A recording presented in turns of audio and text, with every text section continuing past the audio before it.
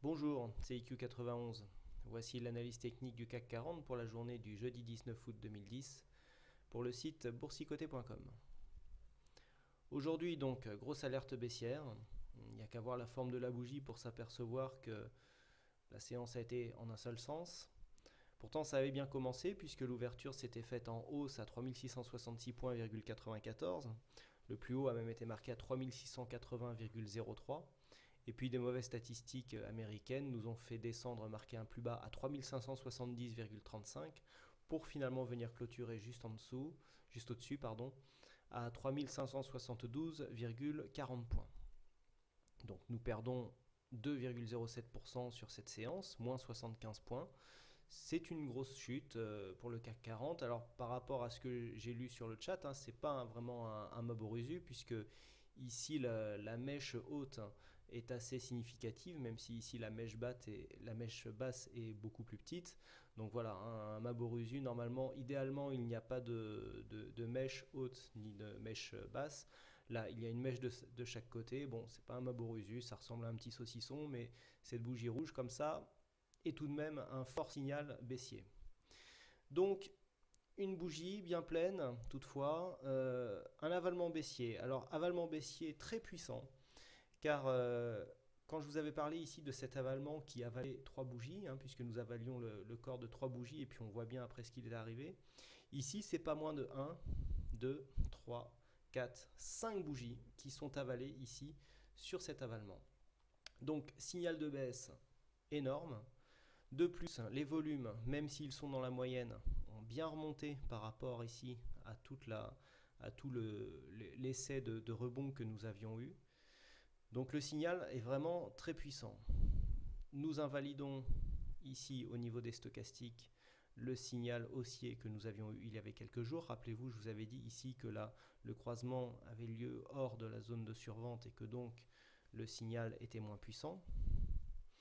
Pareil ici pour le MACD, nous avions eu des histogrammes qui repartaient à la hausse, mais je vous avais dit que comme les moyennes mobiles étaient toujours dans la zone positive, le signal était moindre.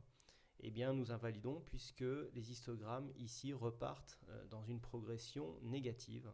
Et donc on confirme ici le début de tendance baissière que nous avions marqué à partir de ce point-là, puisque le MACD ici s'était retourné sur ce doji en croix inversée que je vous avais signalé.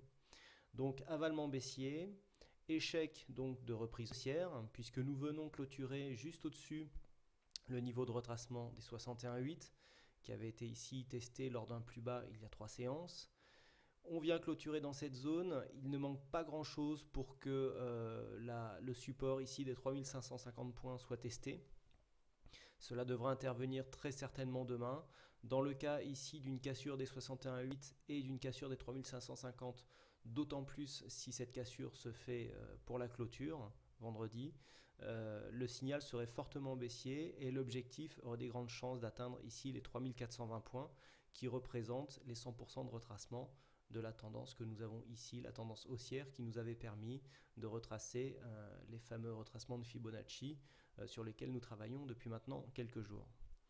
Donc au niveau des indicateurs, le RSI commence à descendre, il est toutefois toujours dans sa zone neutre, donc on a dit le stochastique, on invalide ici le signal haussier que nous avions eu hier, idem pour le MACD, des volumes en hausse mais dans la moyenne.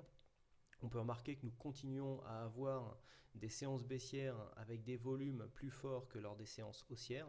On voit bien ici les histogrammes qui sont en vert sont en moyenne plus petits que les histogrammes qui sont en rouge. Donc nous sommes bien ici dans une tendance baissière. Donc la tendance de fond est baissière. On commence à retrouver un petit peu de volatilité. On retrouve un petit peu de volatilité là sur cette forte baisse. C'est assez mauvais signe. Vraiment, le point à surveiller pour demain sera ici la zone située entre 3570 points, 3566, 3550 points qui représentent un support majeur.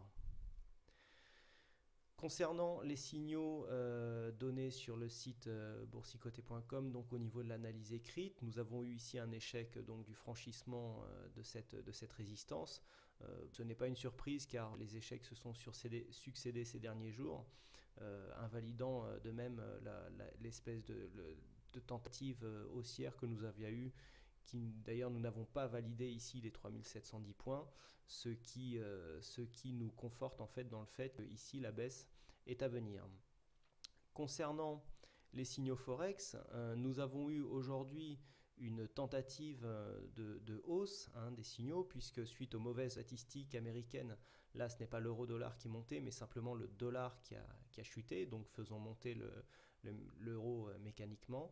Nous avons testé ici la zone des 1,29 pour redescendre sur les 1,28, donc il n'y a pas vraiment de mouvement fort sur cette paire de devises depuis quelques temps, puisque si nous passons dans une vue plus large, nous nous apercevons ici que les cours évoluent au sein d'un trend capé sur les plus hauts par la zone des 1,29 et ici sur les plus bas, la zone entre les 1,27, 1,2730 voire 1,2750. Bon, même depuis quelques jours, on peut dire qu'on reste vraiment entre 1,28 et 1,29, donc difficile toujours de dégager des tendances dans des mouvements pareils. On est tenté de jouer plutôt les mouvements intra-trend, c'est-à-dire vendre ici quand on arrive sur la résistance et racheter sur support.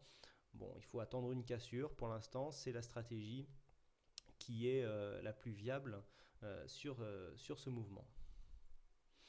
Voilà donc ce que l'on peut dire sur cette analyse du jour. Donc pour synthétiser, demain, je vous le rappelle, on surveille ici la zone des 3570-3550 points. En cas de cassure, ici, on reviendra certainement tester l'ancienne résistance qui pourrait devenir support, ici 3500 points. Et en fonction de la dynamique qui nous est donnée, si nous arrivons tout de même à franchir le support ici des 3450 points, certainement une grosse probabilité de venir retester les 3420 points à terme, donc sur plusieurs séances. Vous pouvez retrouver aussi sur le site des statistiques concernant certaines figures particulières, certaines figures chartistes. Il y a une page statistique dans l'onglet Voir du site boursicoté.com. Donc il y aura des statistiques disponibles sur les avalements baissiers et demain sur le chat, je vous donnerai une statistique assez précise sur les avalements baissiers qui se font sur 5 bougies comme ça. Voilà, statistiques détaillées pour demain, disponible sur le chat avant l'ouverture des marchés. Voilà, merci encore une fois à toutes et à tous pour votre fidélité, pour vos nombreuses visites et aussi pour votre participation sur le chat et sur tout le site boursicoté.com, idem sur le forum. Il ne me reste plus qu'à vous souhaiter à toutes et à tous une bonne soirée, bonne chance dans vos trades et sinon je vous dis à demain pour une prochaine analyse. Bonsoir.